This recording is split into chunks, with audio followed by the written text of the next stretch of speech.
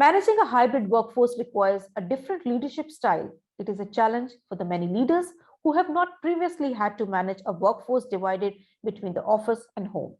In this session, Prakriti Podar, Global Head, Mental Health and Wellbeing Round Class, will share her experience and the solutions to decoding wellness for hybrid experiences. Also, for our audience, in this session, we have the best question reward. So please keep sharing your questions for our speakers and get a chance to win Amazon vouchers. Welcome, Ms. Podar.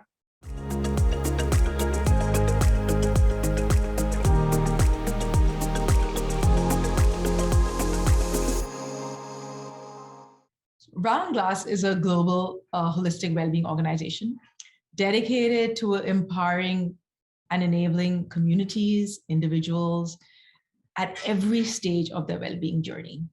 Our mission really is to create a happier, healthier, and more joyous world. It's a very big mission, but we've been working at it because our founder, Sunny Singh, had a vision of democratizing well-being.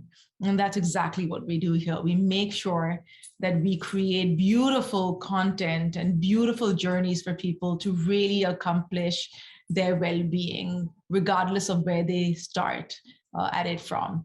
So we're focused really on empowering people and encouraging them through all our content, all our journeys and experiences to really live a life of holistic well-being. And we decided to really go at holistic well-being from the point of view of what are the greatest challenges that people face? What are the greatest journeys that people face? And what are the pillars of well-being that we consider would be part of a holistic framework?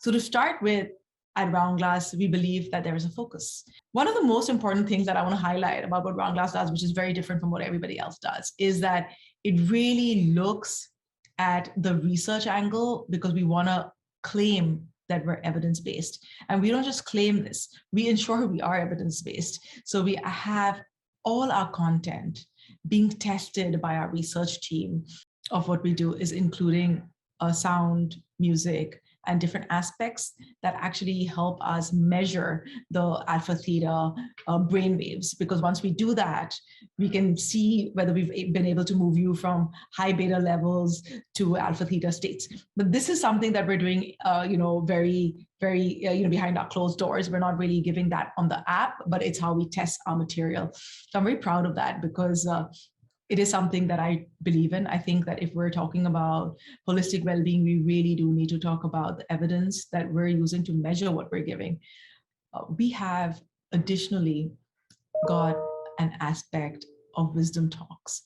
And these talks are coming up more and more. And the whole idea is that, things that you wouldn't understand about, things that you wouldn't hear about, things that, you consider well-being, maybe just hearsay, but we're actually getting down to finding not only the teachers, but people who are researching elements of this, such as yoga. For example, everywhere that I look in the domain of yoga and meditation, there is a lot of exposure on Buddhist meditations, Theravada traditions, Mahayana traditions. And for us, it's been about go back to the source. So what is a 2nd century BCE practice is not being highlighted anywhere.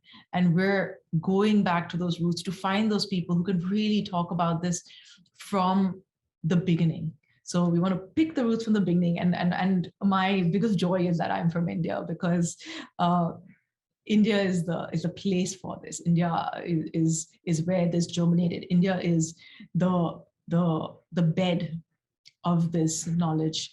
And it's actually hidden under a lot of covers, and we want to uncover those things. And we're doing that on an everyday basis, finding the people that actually have this innate wisdom, bringing them bringing their content out. And I've had people who, work on our content who are like, listen, this content is very heavy and people are not going to understand it. But again, my promise is that even the seeker who's been seeking for years has something that they will gain. The other area that I find very interesting and Round Glass does extremely well is the workplace well-being. And the workplace well-being is close to my heart because I've always been interested in why 56% of people at the workplace are stressed. I mean, it's a place where you spend most of your time, and it's a place that should be giving you joy.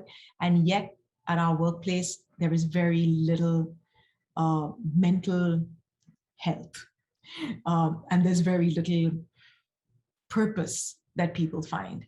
And I think it's important for us to help companies navigate that, because when I was doing, workplace well-being before I joined Round Glass, I would talk to a lot of senior leaders, a lot of owners of companies, and they would say to me that, hey, listen, we know all about this well-being, but we just need to tick off a box. We're not really interested in helping people guide that journey, because we're paying them well enough to take care of those journeys of their own well-being, to take care of their own lives.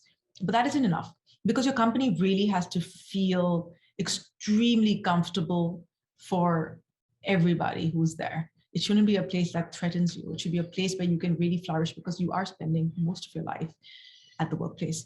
So this actually takes me to the fact that, we have a robust survey that we do on holistic well-being, and really measure what well-being is in organizations.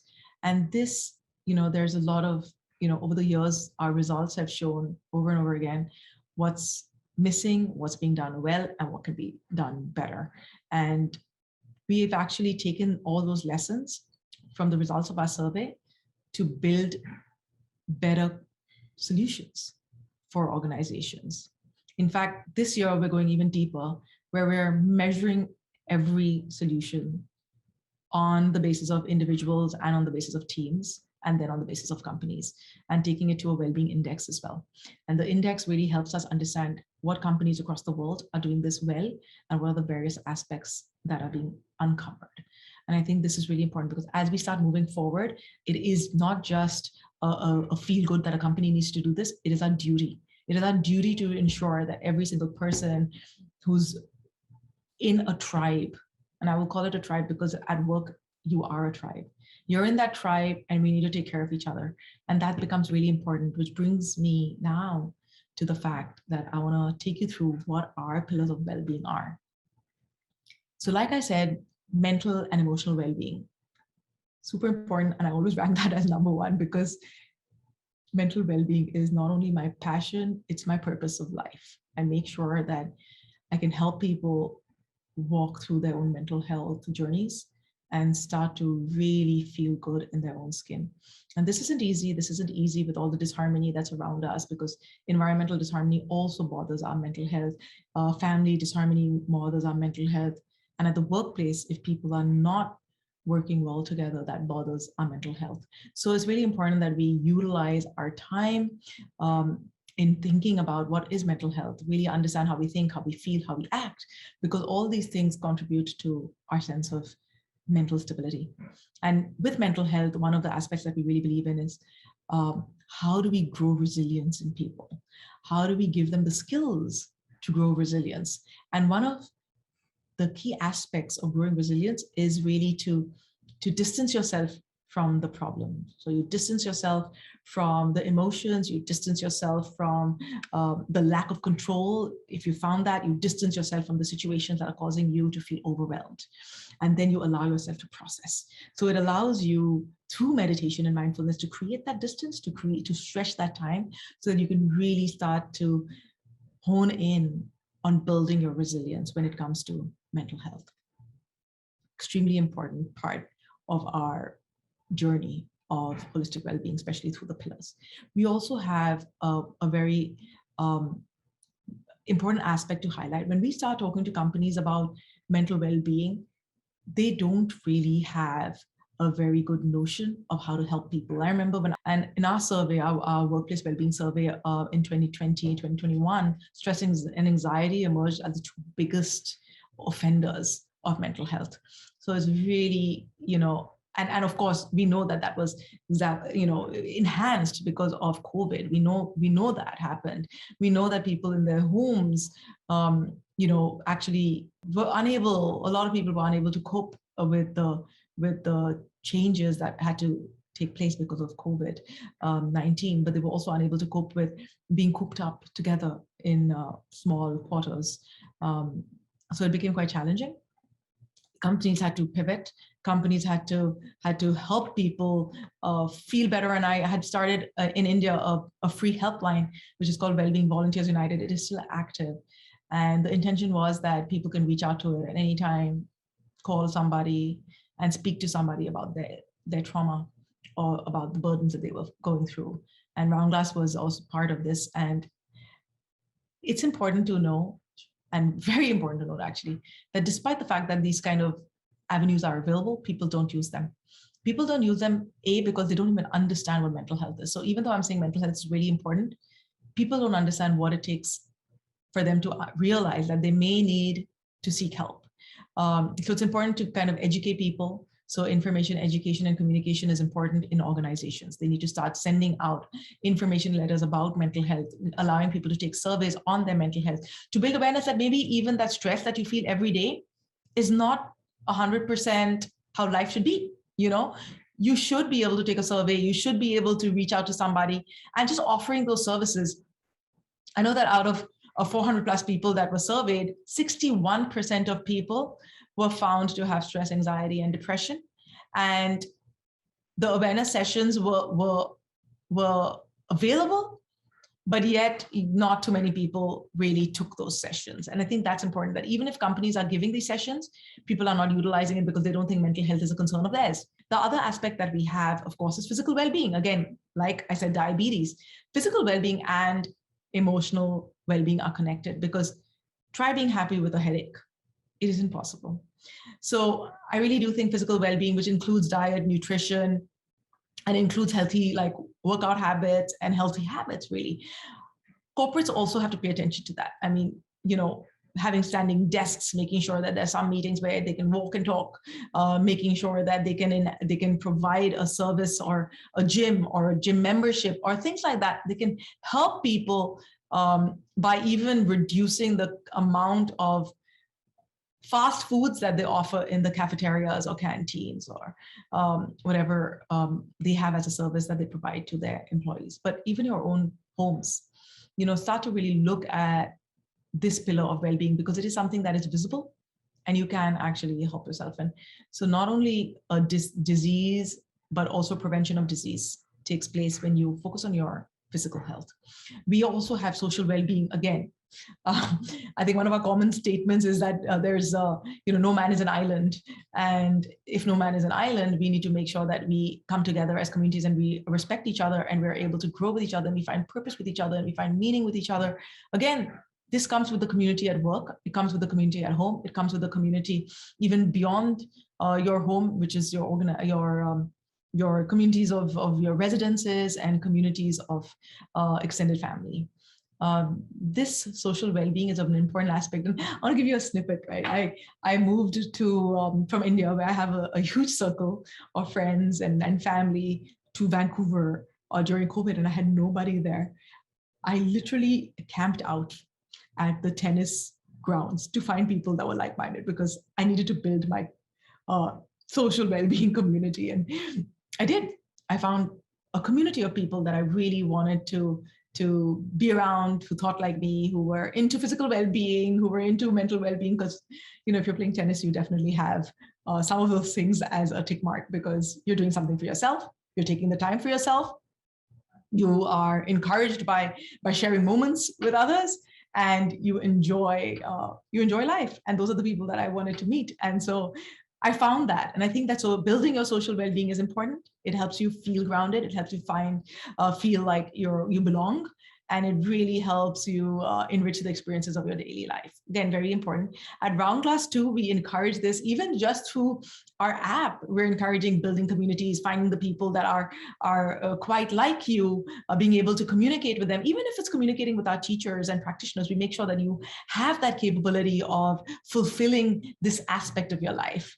We have our fourth pillar, which is really, more extended. It goes into community well-being, which is really the health of your society, like giving back to society, making sure that, so all the aspects of you being able to grow these skills to a little bit expanded, a little bit out of your social circle. So your frame of reference includes your social circle, but when you expand it one step further, that really allows you to build your community well-being. I am invested in community well-being. I am.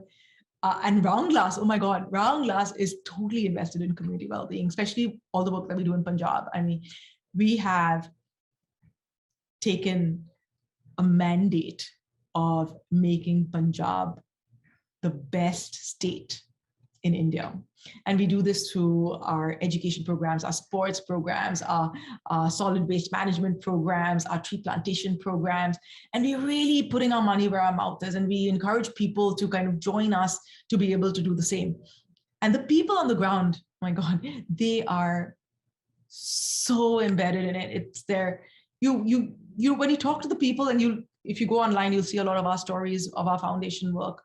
You'll see the passion in their eyes. You'll see the mission in their body language, and you'll see the purpose in their hearts. And I think that is important, because it's all that. It's passion, it's purpose, and it's really walking the talk that makes our foundation just so beautiful, and also resonates with people across the world. And the Punjabi diaspora, and not only the Punjabi diaspora, I mean, here I'm getting to see this, it's also the Indian diaspora that's really very excited that there are people like Round Glass that are working towards enhancing the community well-being quotient. As I mentioned before, financial well-being, super important. I mean, I also know this from a personal point of view as a counselor. When I have couples who come to me for therapy, a lot of times the break has happened in their financial well-being. And trust me when I say that financial well-being is important, because it links to mental health and your mental well-being. So when you actually think about your financial well-being from the beginning, think about how you want to invest, think about how you want to save, think about what you want to earn, think about how you want to earn, think about how to find that balance between your material needs and your financial freedom. It's very important. And I think that this aspect is not understood, because people just think it's about let's make money and let's consume. It isn't really that. In fact, our survey results found that 57% of the companies really were trying to conduct events to increase awareness around financial benefits. And that's important, because there is a step being taken in the right direction. 57% is quite high. When you look at our sixth pillar, that is really professional well-being. And professional well-being, again, is, as you know, self-explanatory because of the words. It is really how you are at your workplace and the kind of well-being that is there. And well-being really refers to security, safety, and a fact that you can see your career path, it's going somewhere, and you're not stagnant. All these aspects come together out there. We have planetary well-being, giving back to the planet. Like I told you, we do a lot of work with our foundation through doing that. But I think that even companies have to be really aware of their carbon footprint and how they're impacting the planet around them. So I think these are very important. And we've lately added our eighth pillar, which is spiritual well-being, because all of this, when you get to a place where you've arrived at all these, you can grow to the next level. And that is really understanding your spiritual well-being, which is beyond just your purpose of work, beyond your purpose of mental health, physical health, beyond all these aspects. It's almost dissolving the boundaries between yourself and others. And that is when you get to that realization. And we are building such a lot of content that will lead you to that. And we're very proud of that. So, I mean, these are just to give you an idea of where we sit with our pillars and how we purposefully build you up utilizing all our pillars of well-being. When you come to Round Glass, you will come to Round Glass through our collectives as well.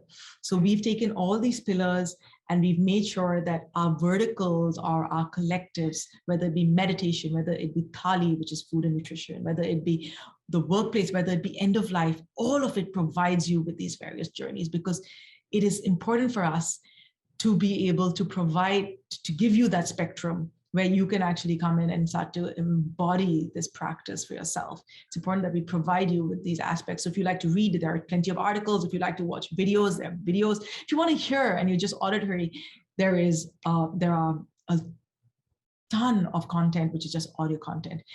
We also have live and on-demand sessions. So there's a lot of stuff that you can find on Round Glass that will really drive this.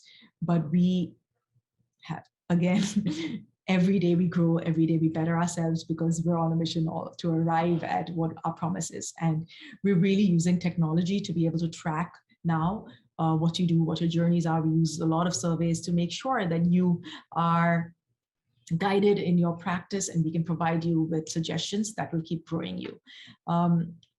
Our pulse of well-being really is drawn from our understanding and of what's happening in the world through the surveys that we conduct. And these surveys we've been doing for about 3 or 4 years now, and they provided us with a great amount of insight, like I mentioned right in the beginning. So I think it's also, when we give you our survey report, it's a roadmap.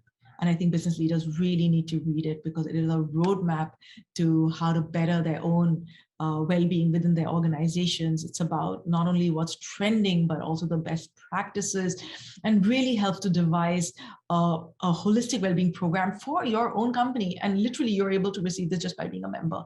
So it's important, when you're democratizing well-being at your own organization, that you understand areas, because you can then think about the brain capital. You can think about the enhancing the work environment. You can think about work-life balance. You can think about mental health. And not only can you think about this, but you can actually provide solutions by getting on to what we do.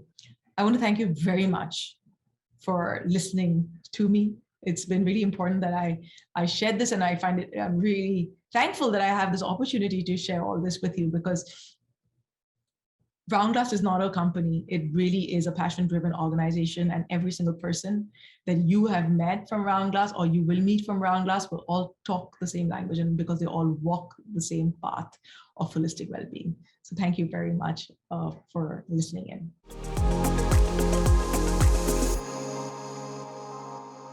Thank you, Ms. Poddar, for sharing your perspective with all of us today. Ladies and gentlemen, with that, we'll stop for a short networking break. You can proceed to the networking lounge and connect with people. Also check the expo area for videos and presentations shared by our partners at their booths.